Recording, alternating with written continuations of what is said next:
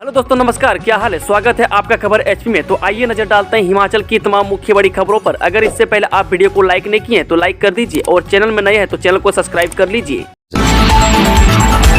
हिमाचल में 7 जगहों पर स्थापित हुए electric vehicle charging station, Shimla से केलांग तक मिलेगा लाभ। हिमाचल में 7 जगहों पर इलेक्ट्रिक व्हीकल चार्जिंग स्टेशन स्थापित होने से शिमला से केलांग तक इलेक्ट्रिक वाहन चालकों को लाभ मिलेगा।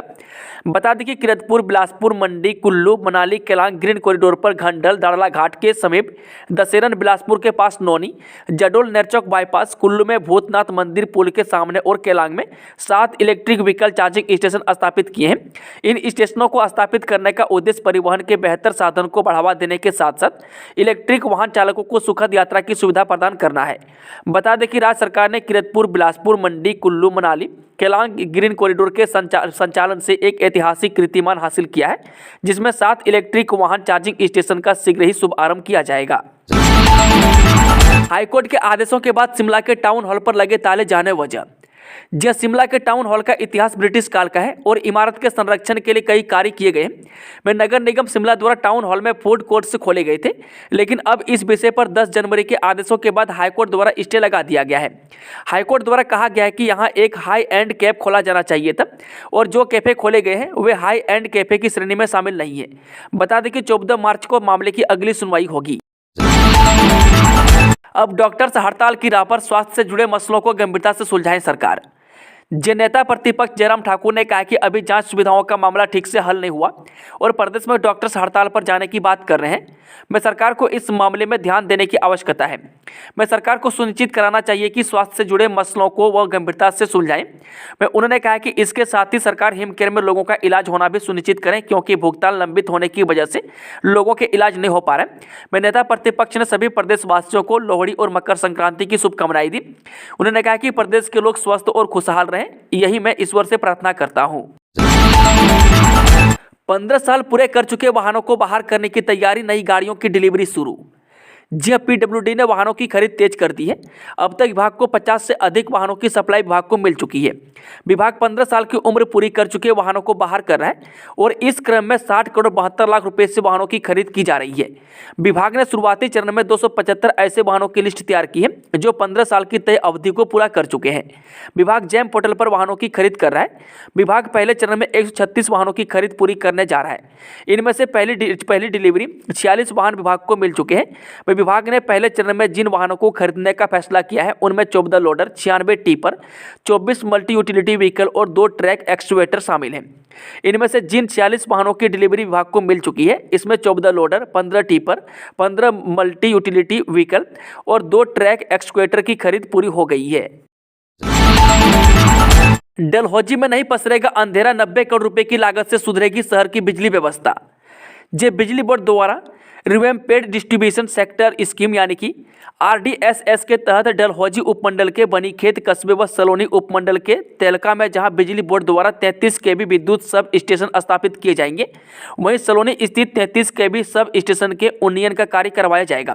इस कार्य पर लगभग 90 करोड़ का बजट खर्च किया जाएगा। बता दें कि उक्त कार्य हेतु टेंडर प्रक्रिया अमल में लाई जा चुकी है। भारत जोड़ो न्याय यात्रा के लिए गुवाहाटी पहुंचे सुक्खू आज इम्फाल जाएंगे। हिमाचल के सीएम सुखविंदर सिंह सुक्खू शनिवार शाम को दिल्ली से गुवाहाटी पहुंचे। वे कांग्रेस नेता राहुल गांधी की भारत जोड़ो न्याय यात्रा में रविवार को शिरकत करेंगे। वे 14 जनवरी से मणिपुर से शुरू हो रही यात्रा में भाग लेने के लिए सुक्खू रविवार सुबह इम्फाल पहुंचेंगे। वह सीएम सुक्खू का रविवार रात को ही दिल्ली वापस लौटने का कार्यक्रम है। वह राहुल गांधी की भारत जोड़ो न्याय यात्रा 20 मार्च को मुंबई में खत्म होगी। 66 दिनों की इस यात्रा 15 राज्यों के 110 जिलों से होकर गुजरेगी और करीब 6713 किलोमीटर का सफर तय करेगी। वह कांग्रेस अध्यक्ष मल्लिका अर्जुन खड़गे इस यात्रा को हरी झंडी दिखाएंगे। यात्रा के दौरान राहुल गांधी युवाओं, महिलाओं समेत कई लोगों से मुलाकात भी करेंगे।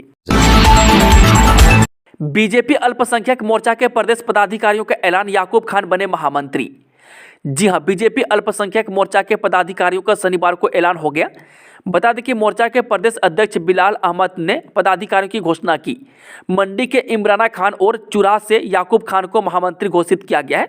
वहीं बिलाल अहमद ने मोहम्मद सुलेमान, फारूक भट्ट, मुनीर अख्तर अल्लाली, मोहम्मद अकरम, फैल मोहम्मद, इंदुबाला और शमशाद अली को उपाध्यक्ष की जिम्मेदारी सौंपी है।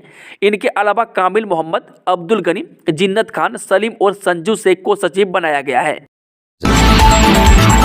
चंबा के 10 नाम अखाड़ा को अयोध्या से आया प्राण प्रतिष्ठा का निमंत्रण। जहां अयोध्या में 22 जनवरी को राम जन्मभूमि के प्राण प्रतिष्ठा समारोह के लिए हिमाचल प्रदेश के 62 साधु संतों और वरिष्ठ नागरिकों को न्योता आया है। इन्हीं में शामिल है चंबा के ऐतिहासिक 10 नाम अखाड़ा के महंत जितेंद्र गिरी। निमंत्रण पत्र मिलने के बाद महंत गिरी ने बताया कि वे 14 जनवरी को अयोध्या रवाना होंगे। रोहड़ू के डुंगासा गांव में आग लगने से 16 कमरों का मकान खाक, 2 परिवार बेघर। जी हां, शिमला जिले के उपमंडल रोहड़ू के पटवार वृत्त समरकोट के डुंगासा गांव में शनिवार दोपहर आग लगने से 16 कमरों का मकान राख हो गया।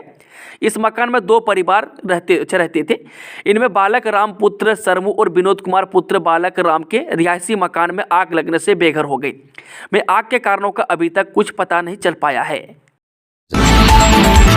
सुंदरनगर में शुरू हुआ नमो कबड्डी टूर्नामेंट, 8 टीमें दिखाएंगी अपना दमखम। जी हां, सुंदरनगर में महाराजा लक्ष्मण सेन स्मारक महाविद्यालय के खेल मैदान में शनिवार को नमो कबड्डी टूर्नामेंट शुरू हुआ। इसका उद्घाटन विधायक राकेश जम्वाल ने किया। वह टूर्नामेंट में 5 मंडलों की 8 टीमें अपना दमखम दिखाएंगी। इस मौके पर राकेश जम्वाल ने बताया कि कबड्डी जैसे खेलों का आयोजन परंपरागत ग्रामीण खेलों को मजबूत कर रहा है। इसके माध्यम से सामाजिक समरसता को भी दर्शाया जा रहा है। वह पीएम नरेंद्र मोदी खेलो इंडिया कार्यक्रम ने युवाओं को खेल कूद से जोड़ा और इसका सकारात्मक परिणाम एशियन गेम्स में देखने को मिला, जहां भारत के खिलाड़ियों ने 100 से अधिक मेडल जीतकर इतिहास रच दिया। इसी विजन को आगे बढ़ाने के लिए किसान मोर्चा ने जिला स्तर पर कबड्डी प्रतियोगिता आयोजन करने का कार्यक्रम बनाया है, ताकि ग्रामीण क्षेत्रों के युवाओं को भी इसका हिस्सा बनाया जा सके। श्री नैना देवी में बढ़ती गुंडागर्दी के खिलाफ बीजेपी गरजी, पुलिस को दी चेतावनी। जे प्रसिद्ध तीर्थ स्थल श्री नैना देवी क्षेत्र के बीजेपी विधायक रणधीर शर्मा की अगुवाई में पार्टी कार्यकर्ताओं ने शनिवार को शहर में बढ़ती गुंडागर्दी के खिलाफ सांकेतिक धरना प्रदर्शन किया। वह पार्टी ने पुलिस प्रशासन पर ढुलमुल रवैया अपनाने और गुंडागर्दी को बढ़ावा देने का आरोप लगाया। वह कार्यकर्ताओं ने इस मामले में शीघ्र कार्रवाई करने की चेतावनी दी है। बता दें कि डीएसपी कार्यालय के बाहर हुए इस प्रदर्शन के बाद रणधीर शर्मा ने कहा कि क्षेत्र में निरंतर बढ़ती गुंडागर्दी और आपराधिक घटनाओं पर नकेल कसने में पुलिस प्रशासन विफल रहा है। उन्होंने पुलिस प्रशासन पर आरोप लगाते हुए कहा कि गुंडा तत्वों को पुलिस से संरक्षण मिल रहा है। अगर गुंडा तत्वों पर नकेल नहीं कसी गई तो बीजेपी उग्र प्रदर्शन करेगी। अभी तो यह सांकेतिक धरना प्रदर्शन है।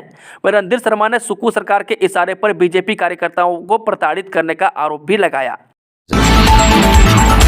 चंबा में चंद सेकंड तक डोली जमीन, भूकंप की तीव्रता 3.1 रही, कोई नुकसान नहीं। हिमाचल प्रदेश के चंबा में शनिवार को भूकंप के हल्के झटके महसूस किए गए। मौसम विज्ञान केंद्र शिमला के मुताबिक दोपहर 1:16 पर कुछ सेकंड के लिए आए इस भूकंप की तीव्रता रिक्टर स्केल पर 3.1 मापी गई। इसका केंद्र जमीन की सतह से लगभग 9 किलोमीटर नीचे रहा। वह भूकंप से चंबा में कहीं भी जान माल को नुकसान पहुंचने की कोई खबर नहीं है। बता दें कि हिमाचल में बीते वर्ष लगभग 25 बार भूकंप के झटके लगे। इनकी तीव्रता रिक्टर स्केल पर 3 से 4 के बीच रही। वह ज़्यादातर भूकंप चंबा जिला और उसके आसपास से ही महसूस किए गए। हिमाचल प्रदेश भूकंप के लिहाज से अति संवेदनशील जोन 4 व 5 में शामिल है। वह वर्ष 1905 में चंबा और कांगड़ा जिलों में आए विनाशकारी भूकंप से 10,000 से अधिक लोगों की मौतें हुई थी। जाने हिमाचल में आज कब है लोहड़ी का शुभ मुहूर्त, कल मनेगी मकर संक्रांति। नए साल का पहला पर्व लोहड़ी शनिवार को पूरे हिमाचल प्रदेश में हर्षोल्लास से मनाया जा रहा है। इस बार लोहड़ी का शुभ मुहूर्त शाम 5:38 से रात 7:40 तक रहेगा। वहीं मकर संक्रांति का पर्व रविवार यानी कि 14 जनवरी को मनाया जाएगा। मैं दोनों त्यौहार के लिए तिल, मूंगफली, रामदाना, गजक, रेवड़ी और बादाम से बनी चीज़ों की शनिवार को शिमला के बाजारों में लोगों ने जमकर शॉपिंग की। मैं शिमला में इस मौके पर विभिन्न जगहों पर कार्यक्रमों का आयोजन किया जा रहा है। मैं बता दें कि पंडित उमेश नोटियाल ने मकर संक्रांति की तिथि को लेकर चल रहे संशय को लेकर कहा कि 14 जनवरी को मकर संक्रांति है। मैं शास्त्रों और पंचांग के अनुसार यह पर्व रविवार को ही मनाया जाएगा। वह मकर संक्रांति के दिन से सूर्य की उत्तरायण गति प्रारंभ होती है, इसलिए इसको उत्तरायण भी कहते हैं। उन्होंने कहा है कि 14 जनवरी को मकर संक्रांति का व्रत किया जा सकता है। इस दिन तीर्थ स्थलों में स्नान का विशेष महत्व है। वह दान पुण्य करने वाले लोग 15 जनवरी को भी दान कर सकते हैं। शहीद अनिल मेमोरियल बास्केटबॉल टूर्नामेंट में होगी 17 टीमों की भिड़ंत। शहीद अनिल मेमोरियल बास्केटबॉल प्रतियोगिता शनिवार को सीनियर सेकेंडरी स्कूल टोनी देवी में शुरू हो गई। वह प्रतियोगिता का शुभारंभ उप पुलिस अधीक्षक अशोक वर्मा ने किया। इसमें हिमाचल प्रदेश के अलग अलग जिलों की 17 टीमें भाग ले रही हैं। इसमें सेना की भी 2 टीमें शामिल हैं। वहीं उप पुलिस अधीक्षक अशोक वर्मा ने कहा कि खेलों का हमारे जीवन में एक महत्वपूर्ण हिस्सा है। उन्होंने कहा कि हमें नशे से दूर रहने के लिए खेल की तरफ जाना चाहिए, जिससे हम नशे जैसी बीमारी से दूर रह सकें। वह प्रतियोगिता में हिमाचल प्रदेश के सभी जिलों के खिलाड़ी भाग ले रहे हैं। वह टूर्नामेंट को जीतने वाली टीम स्मृति चिन्ह और 21,000 की नगद राशि दी जाएगी। वह दूसरा स्थान हासिल करने वाली टीम को 15,000 और स्मृति चिन्ह दिया जाएगा। मंडी की कुशों ने बीमारी के कारण छोड़ दिया था दौड़ना, अब लाई सोना। हौसला बुलंद हो तो इंसान हर चुनौती को पार कर ही जाता है। हौसले की एक ऐसी ही मिसाल पेश की है मंडी जिला के गोहर उपमंडल के तहत आने वाली ग्राम पंचायत बेला की 21 वर्षीय कुसुम ठाकुर ने। कुसुम ठाकुर जब 4th कक्षा में पढ़ती थी तो उसी वक्त दौड़ना शुरू कर दिया। एक बेहतरीन धावक बनने का सपना लिए कुसुम जब बड़ी होकर प्रतियोगिताओं में जाने लगी तो मात्र 19 वर्ष की आयु में फेफड़े में पानी भर गया। डॉक्टरों ने दौड़ने से साफ इनकार कर दिया, लेकिन कुसुम ने हार नहीं मानी और बीमारी से लड़ते हुए खुद को पूरी तरह से फिट किया और फिर से मैदान में दौड़ने के लिए कूद गई। 2 वर्षों तक कड़ी मेहनत करने के बाद अब कुसुम ने इंटर यूनिवर्सिटी चैंपियनशिप में गोल्ड मेडल जीता है। मंडी में छेड़छाड़ पीड़ित एक और छात्रा आई सामने, ट्यूशन टीचर पर तीसरा FIR। अपनी ही 2 छात्राओं द्वारा लगाए गए छेड़छाड़ के आरोपों से घिरे ट्यूशन कम कोचिंग सेंटर के संचालक पर एक और छात्र ने छेड़छाड़ का आरोप लगाते हुए महिला थाने में FIR दर्ज की है। पुलिस ने आरोपी के खिलाफ तीसरा मुकदमा दर्ज करके जांच शुरू कर दी है। बीते 4 दिनों में आरोपी के खिलाफ यह तीसरी FIR दर्ज हुई है।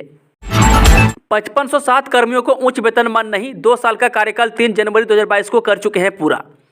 प्रदेश में सरकार द्वारा नया वेतन आयोग लागू किया, जिसमें एक तरफ सभी कर्मचारियों के वेतन में बढ़ोतरी, परंतु अधिकतर विभागों में कार्यरत कुछ कर्मचारियों को अपने से कुछ दिन वरिष्ठ कर्मचारियों की तुलना में हर महीने लगभग 13,500 से 15,000 रुपये का वेतन में नुकसान होने जा रहा है।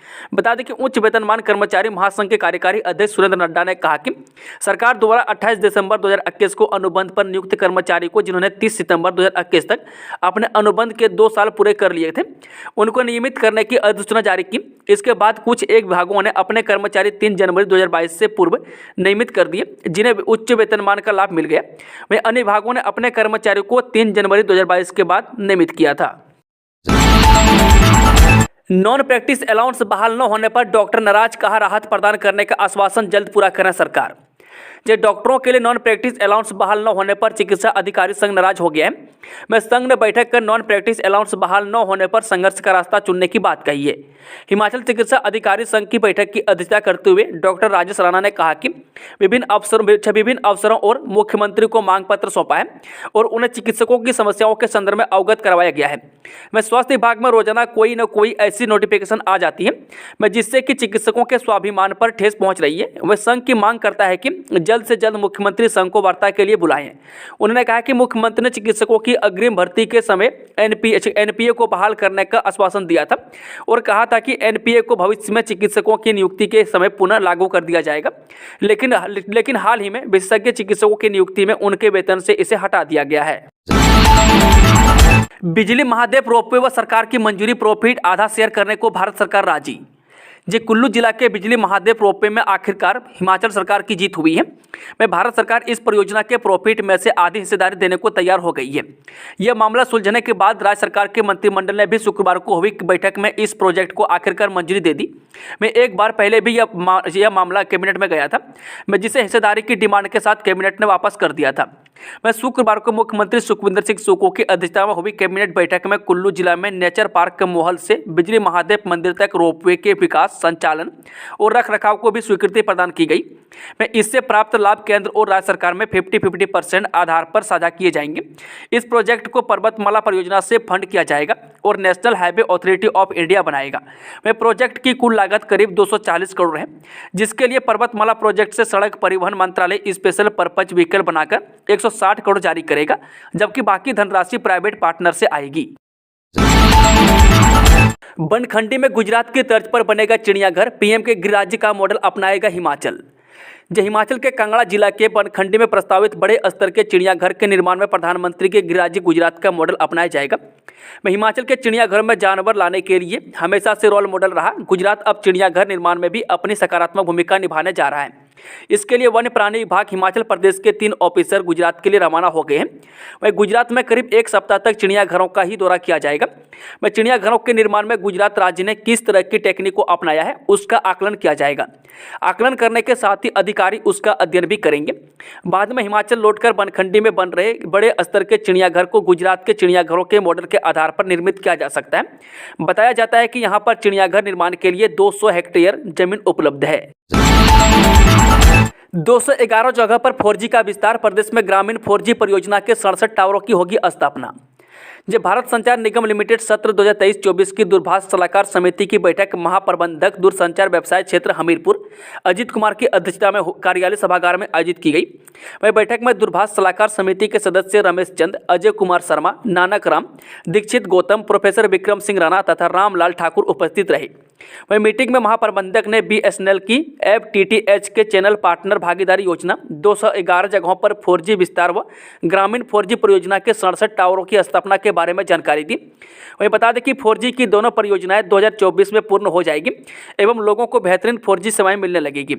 मैं हमीरपुर दूरसंचार जिला के अधीन हमीरपुर, बिलासपुर, ऊना के 3660 गाँव में फाइबर टू होम महत्वाकांक्षी सेवा के बारे में बताया। हिमाचल में भी फ्री स्वास्थ्य सेवाएं दूसरे राज्यों की तर्ज पर डायलिसिस यूनिट स्थापित करेगी संस्था। ये देश की हेल्थ सर्विस को बेस्ट करने के लिए हंस फाउंडेशन आगे आई है। हंस फाउंडेशन उत्तराखंड, हिमाचल और पंजाब के बाद अब देश के 6 और राज्यों में पूरे सेटअप के साथ डायलिसिस यूनिटें स्थापित करेगी। इसके लिए प्लान भी तैयार हुए हैं। वहीं कई राज्यों में सरकारों के साथ MOU भी हुए हैं। वहीं देश की हेल्थ सर्विस को बेस्ट करना हंस फाउंडेशन का मुख्य मकसद है। इसका खुलासा हंस फाउंडेशन डायलिसिस मैनेजर ने कुल्लू में खुलासा किया है। मैं उत्तराखंड, हिमाचल और पंजाब में डायलिसिस यूनिटें हंस फाउंडेशन ने खोली है। इसके अलावा झारखंड, राजस्थान और असम में भी सरकार और हंस फाउंडेशन के बीच बातचीत चल रही है। हिमाचल प्रदेश में भी हंस फाउंडेशन की सेवाएं शुरू हो गई है। यहाँ 2021 से 12 सरकारी अस्पतालों में निःशुल्क डायलिसिस यूनिटें खोल दी गई है। अगर डेंटल क्लिनिक खोलने का है प्लान तो जाने ये पूरी खबर। हिमाचल सरकार ने जारी की SOP। हिमाचल प्रदेश सरकार द्वारा राजीव गांधी स्वरोजगार योजना 2023 को अधिसूचित करने के साथ ही डेंटल क्लिनिक खोलने के लिए मानक संचालन प्रक्रिया इनकी SOP जारी कर दी है। में पुरुषों के लिए 22 से 45 वर्ष की आयु निर्धारित की गई है, जबकि महिलाओं के लिए आयु में 5 वर्ष की छूट दी गई है। में SMS माध्यम से प्रत्येक चरण के माध्यम से आवेदक को आवेदन की ट्रेनिंग स्थिति प्रदान की जाएगी। सीमेंट व्यवसाय में बढ़ेगा अडानी का वर्चस्व। हिमाचल पंजाब में खरीदे 2 प्लांट, इतने करोड़ रुपए में हुई डील। जो देश के प्रमुख कारोबारी गौतम अडानी ने हिमाचल व पंजाब के 2 और सीमेंट उद्योगों का अधिग्रहण कर लिया है। वह ग्रुप ने एशियन कंक्रीट्स एंड सीमेंट यानी कि ACC बीड़ पलासी नज़दीक मझोली नालागढ़ के प्लांट को पूरी तरह से खरीद लिया है। इसी कंपनी का एक अन्य उद्योग पंजाब के राजपुरा में भी स्थित था, जिसे भी अडानी ने टेक ओवर कर लिया है। हिमाचल में 9 IAS अफसरों को बढ़कर मिलेगी सैलरी। सुक्खू सरकार ने जारी की नोटिफिकेशन। जी हिमाचल सरकार ने 9 IAS अधिकारियों को उच्च वेतन प्रदान करने की अधिसूचना जारी कर दी है। हालांकि 2 अधिकारियों को प्रशिक्षण कार्यक्रम पूरा करने को कहा गया है। उपायुक्त चंबा अपूर्व देगर, मिशन निदेशक राष्ट्रीय स्वास्थ्य मिशन हिमाचल प्रदेश प्रियंका वर्मा, निदेशक सूचना प्रौद्योगिकी मुकेश रेपसवाल, निदेशक कृषि हिमाचल प्रदेश कुमद सिंह, निदेशक आयुष विनय सिंह इत्यादि नाम शामिल है। 2 दिन बारिश बर्फबारी के आसार। मैदान इलाकों में घनी धुंध पड़ने से बढ़ा शीतलहर का प्रकोप।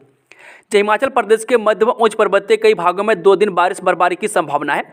वह मैदानी क्षेत्र में 14 जनवरी तक कोहरे का येलो अलर्ट जारी किया गया है। मौसम विज्ञान केंद्र शिमला के अनुसार 16 व 17 जनवरी को प्रदेश के मध्य व उच्च पर्वतीय कुछ स्थानों पर बारिश बर्फबारी का पूर्वानुमान है। वह आगामी 2 दिनों के दौरान सुबह के समय मंडी, बिलासपुर, हमीरपुर, ऊना, कांगड़ा, सिरमौर और सोलन में घना कोहरा छाए रहने की संभावना है। हिमाचल परिवहन विभाग 1 साल में करेगा 775 करोड़ रुपए की कमाई। डिप्टी CM ने बताया पूरा प्लान।